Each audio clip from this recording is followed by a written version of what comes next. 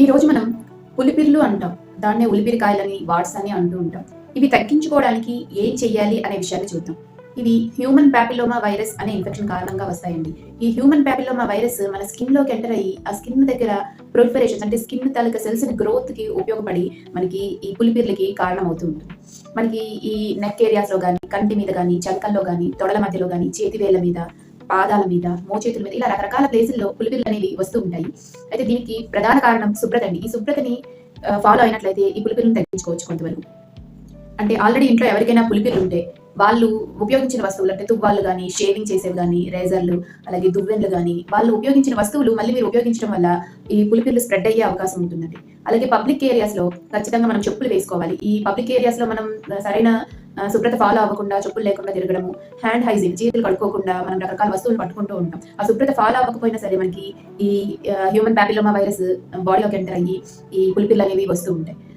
దీనికి ప్రధాన కారణం ఏంటంటే రగుడుకుపోవడం. అంటే రాపిడికి గురయ్యే ప్లేసెస్ ఉంటాయి కదా, మనకి నెక్ ఏరియాలో మనం చైన్స్ అవి వేస్తూ ఉంటాం. అక్కడ అది రాపిడికి గురయ్యి చిన్న చిన్న మైక్రో అబ్రేషన్స్ అంటాం. అంటే చిన్నగా స్కిన్ డ్యామేజ్ అయ్యి దాంట్లో నుంచి మనకి హ్యూమన్ పైపిలోమా వైరస్ అనేది వెళ్ళి ఇన్ఫెక్షన్ గురి చేసి వాట్స్ వస్తూ ఉంటాయి. అలాగే చంకల ఏరియాస్ లో కూడా మనకి రాపిడికి గురి అవుతూ ఉంటుంది. తొడల భాగంలో ఇలా లంగా కట్టుకునే ప్లేసెస్ లో ఇలా రాపిడికి గురయ్యే ప్లేసెస్ లోనే అక్కడ స్కిన్ డ్రైగా అయిపోయి ఈ చిన్న మైక్రో ఆపరేషన్స్ చిన్నగా డ్యామేజ్ అయ్యి ఆ వైరస్ ఎంటర్ అయ్యి ఈ వాట్స్ అనేవి వస్తూ ఉంటాయి. అందుకు ఈ లావుగా ఉన్న వాళ్ళలో కూడా ఈ సమస్య చూస్తూ ఉంటాం మనం. అంటే వెయిట్ కారణంగా ఈ రాపిడికి గురయ్యే ప్రదేశాలు ఎక్కువగా ఉంటాయి వాళ్ళకి.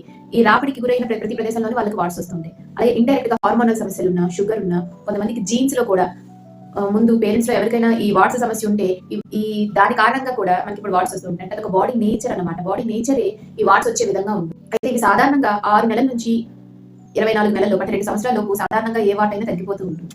ఇలా పదే పదే ఇబ్బంది పెడుతుంది, పదే పదే ఈ వాట్స్ తిరిగి వస్తున్నాయి, వచ్చినవి పోవట్లేదు అని అంటే మన ఇమ్యూనిటీ సరిగ్గా ఉందా లేదా, నిద్ర వేళలు సరిగ్గా ఉన్నాయా లేదా. అంటే ఇమ్యూనిటీ తగ్గడానికి చాలా కారణాలు ఉంటాయి.